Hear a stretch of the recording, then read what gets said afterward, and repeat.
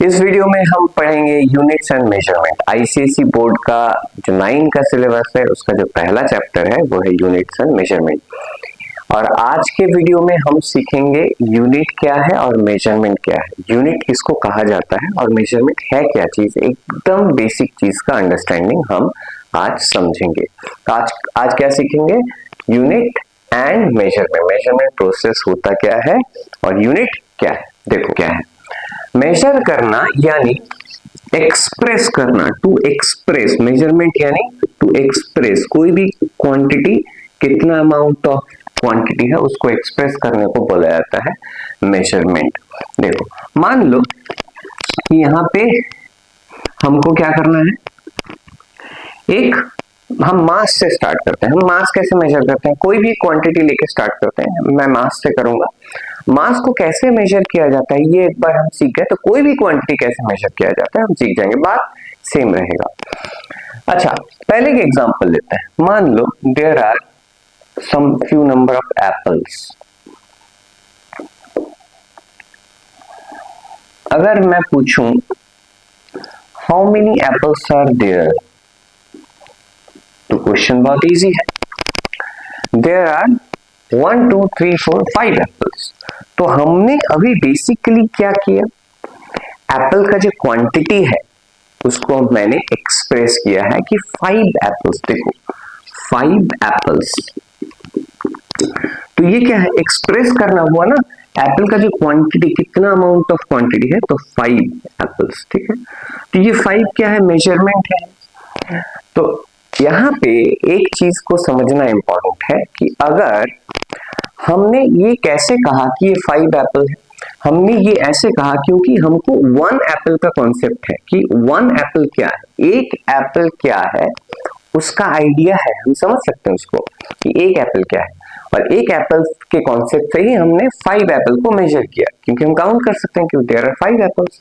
But before that we must have a concept of 1 apple. 1 apple का concept अगर ना हो तो हम कभी भी कितना नंबर ऑफ एप्पल्स है हम कभी बता नहीं सकते। तो concept of 1 is very important. यहाँ पे हमको पता है कि 1 क्या है, पर अगर इसी एप्पल को हम पीसेस में काट दें और एक जगह पे रख दें तो हम ये नहीं बता पाएंगे कि हाउ एप्पल का क्वांटिटी कितना है। तब 1 गायब हो गया, तब हमको 1 का कॉन्सेप्ट अभी तब नहीं रहेगा। अभी 1 का कॉन्सेप्ट है। तो किसी भी चीज को मेजर करने के लिए 1, उस क्वांटिटी का 1 कितना है ये जानना बहुत इंपॉर्टेंट है। मतलब वो अगर हम ना जाने कि किसी भी क्वांटिटी का 1 कितना है तो हम किसी भी चीज को मेजर नहीं कर पाएंगे। अभी लेट्स से हमको एक ब्लॉक ऑफ मास को मेजर करना है, ब्लॉक ऑफ वुड या फिर ब्लॉक ऑफ कुछ भी मान लो, पर इसका एक मास है। इसको हम बोलेंगे गिवन क्वांटिटी। इसको हम क्या बोलेंगे? गिवन क्वांटिटी, क्योंकि इसको मेजर करना है। इसी चीज को गिवन क्वांटिटी, इसको मेजर करना है। ये दिया हुआ है, गिवन क्वांटिटी का मतलब ये दिया हुआ है, अभी इसको हमको मेजर करना है। तो जो मैंने पहले एग्जाम्पल में बताया कि किसी भी चीज को अगर मेजर करना है तो उस चीज का, उस क्वांटिटी का 1 क्या है जानना बहुत इंपॉर्टेंट है। तो इसीलिए हम क्या करते हैं, ये मास है, मास का ही एक क्वांटिटी लिया जाता है। हमने मास का ही, अभी देखो भगवान ने मास का अलग से तो कोई 1 नहीं बनाया, नेचर ने या गॉड ने, तो हम ही बना लेते हैं अपने हिसाब से एक फिक्स क्वांटिटी। ये मास का ही एक फिक्स्ड अमाउंट है जो पहले से ही फिक्स किया गया है, और ये कांस्टेंट है। कांस्टेंट है का मतलब ये हर टाइम पे इसका वैल्यू नहीं बदलेगा, ये इसका वैल्यू हमेशा फिक्स रहेगा, और इसका वैल्यू सबको पता होगा। दुनिया में जितना भी लोग हैं सबको पता होना चाहिए, या फिर जो सारे लोग मेजरमेंट कर रहे हैं उसको सबको पता है कि इसका वैल्यू है, इसका वैल्यू कितना है, कांस्टेंट है पर पहले से फिक्स्ड है, और इसको हमने माना है कि 1 मास का। इसीलिए इस क्वांटिटी जो पहले से हमने फिक्स करके रखा है, जो कि कांस्टेंट है, जिसका वैल्यू नहीं बदलेगा, जिसका वैल्यू सबको पता है, उसको हम बोलते हैं स्टैंडर्ड क्वांटिटी। हम इसको बोलेंगे स्टैंडर्ड क्वांटिटी। स्टैंडर्ड क्वांटिटी का मतलब जिसका वैल्यू पहले से फिक्स किया गया है, कांस्टेंट है और सबको पता है, और इसको बोला जाता है यूनिट। इसको क्या बोलते हैं हम? यूनिट। क्यों इसको यूनिट बोलते हैं? क्योंकि हमने इसको 1 मान के चला है। अभी ये कौन डिटरमाइन करेगा, इस पे बाद में आते हैं, पर पहले हम ये मान के चलेंगे कि एक फिक्स क्वांटिटी है जिसको हमने क्या माना है? 1 माना है।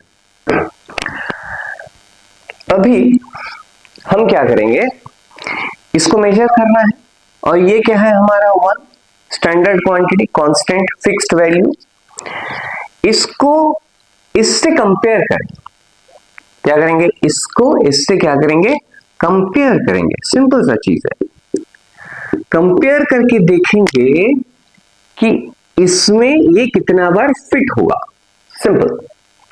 मान लो 5 बार ऐसा 1 मिला के अगर इससे बराबर हो जाए, 5 बार ऐसा 1 मिला के इससे इक्वल हो जाए, तो हम बोलेंगे इसका वैल्यू है 5 यूनिट्स। कितना बोलेंगे? 5 यूनिट्स। ये कैसे करेंगे? मान लो कि ये बीम बैलेंस है,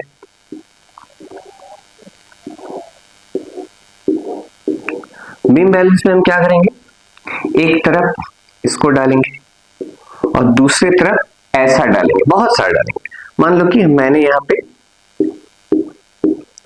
5 डाला है, तो 5 बार ये अगर यहां पे आ जाए और इससे इक्वल हो जाए, तो इसका मतलब, और ये बैलेंस्ड हो जाए, तो इसका क्या मतलब हुआ कि इसका जो मास है इसका 5 टाइम्स है, इसका मास इसका 5 टाइम्स है।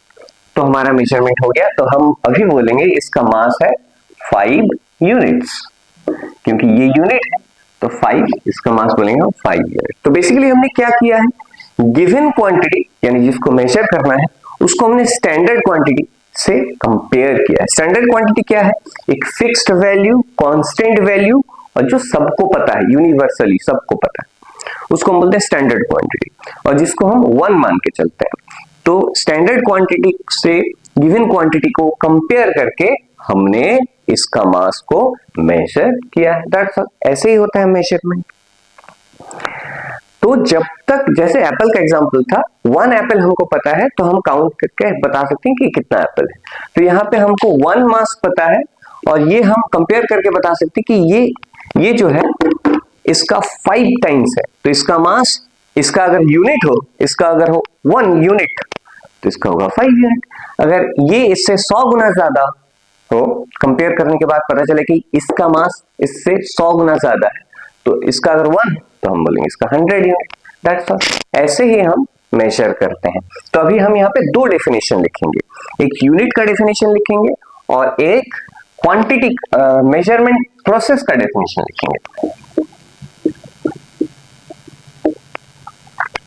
तो मैंने यूनिट का डेफिनेशन लिखा है, the quantity of constant magnitude, जिसका वैल्यू कांस्टेंट होगा, हमेशा कभी भी नहीं बदलेगा। जैसे कि हम जानते हैं मास का यूनिट क्या है? केजी है। अच्छा सोचो, आज मास का 1 केजी का वैल्यू जितना है कल भी उतना ही रहेगा, 100 साल पहले भी उतना था, 100 साल बाद भी वही रहेगा। तो मास का यूनिट हम जानते हैं, हमें पता है, केजी, 1 केजी या फिर ग्राम, जो भी है, उसका जो वैल्यू है हमेशा क्या रहता है? कांस्टेंट रहता है। तो इसलिए बोला गया the quantity of constant magnitude used to measure, जो हम यूज करते हैं मेजर करने के लिए, the magnitude of any given quantity, कोई भी दिया हुआ चीज को मेजर करने के लिए उसको यूज करते हैं, वही लिखा गया है। Of any given quantity of same nature, एक जैसा मास से ही तो मास को मेजर किया जाएगा, लेंथ से मेजर किया जाएगा, वही कहा गया है, use to measure the magnitude of any given quantity of same nature. एक जैसे से एक जैसा मेजर करेंगे, हम मास से ही मास को मेजर करेंगे, लेंथ से लेंथ को मेजर करेंगे, वही लिखा गया है same nature, is called unit. तो यूनिट का हमने डेफिनेशन लिखा है।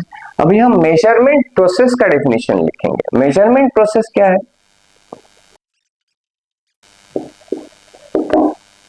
देखो, मैंने मेजरमेंट का डेफिनेशन लिखा है। मेजरमेंट क्या है? The process in which a given quantity is compared with the standard quantity is called measurement. देखो यहाँ पे क्या किया गया, जब हम मेजर करते हैं तो बेसिकली हम क्या करते हैं, स्टैंडर्ड क्वांटिटी को गिवन क्वांटिटी से कंपेयर करते हैं, उसी चीज को यहाँ पे लिखा गया है। अच्छा, और एक एग्जांपल लेते हैं। अगर मान लो कि लेंथ को मेजर करना है किसी चीज का, तो हम क्या करेंगे, लेंथ का ही एक फिक्स्ड अमाउंट, कांस्टेंट अमाउंट हम मान के चलेंगे। मान के चलो कि ये इसको हमने 1 मान के चला है, इसको हमने लेंथ का यूनिट बनाया है, ठीक है। अभी हम इस लेंथ को इस लेंथ से यूनिट से इसको बोलेंगे गिवन क्वांटिटी, गिवन क्वांटिटी यानी दिया हुआ है, इसको मेजर करना है, और ये स्टैंडर्ड क्वांटिटी, ठीक है। ये क्या है, स्टैंडर्ड क्वांटिटी, ये यूनिट। पहले से हमने लेंथ का एक छोटा सा हिस्सा 1 मान के सेट किया है, हमने सेट किया है कि आज हम इसको 1 मानेंगे। तो हम क्या करेंगे, इसको इससे कंपेयर करेंगे। मान लो इसको ये है वैल्यू 1 2 3 4 5, मान लो 5 बार आया, तो हम बोलेंगे इसका वैल्यू है, इसका लेंथ है 5 यूनिट्स, इसका लेंथ क्या बोलेंगे 5 यूनिट्स। ऐसे करते हैं। तो हम क्या करते हैं, इस स्टैंडर्ड क्वांटिटी और गिवन क्वांटिटी को स्टैंडर्ड क्वांटिटी से कंपेयर करते हैं। तो ये था मेजरमेंट क्या है, यूनिट क्या है। अभी जब हम यहाँ पे सवाल उठता है कि यूनिट जब हम बनाएंगे स्टैंडर्ड क्वांटिटी, जब हम ये स्टैंडर्ड क्वांटिटी यानी यूनिट बनाएंगे, तब हम किस चीज का ध्यान रख के यूनिट को बनाएंगे, है ना। तो यूनिट जब बनाया जाता है तो एक क्वांटिटी लिया जाता है, फिक्स किया जाता है, उसको हम 1 मान के चलते हैं।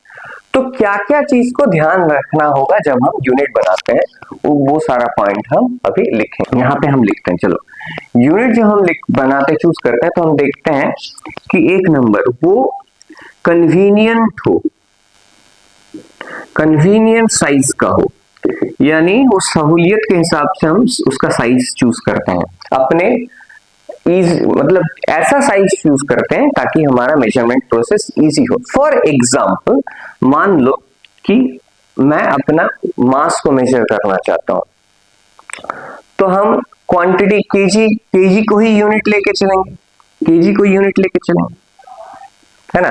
पर अगर मैं ज्वेलरी हीरा खरीदने जाऊं, तब ये केजी यूनिट हम यूज नहीं करेंगे, तब हम छोटा यूनिट यूज करेंगे। तो साइज को हम किसी दूसरे यूनिट में, उसको ग्राम या मिलीग्राम में हम मेजर करेंगे। तो केजी हम यूज करेंगे, जो हम मेजर कर रहे हैं उसके हिसाब से हम यूनिट को बनाएंगे। ज्यादा बड़ा भी नहीं बनाना है और ज्यादा छोटा भी नहीं बनाना है, ठीक है।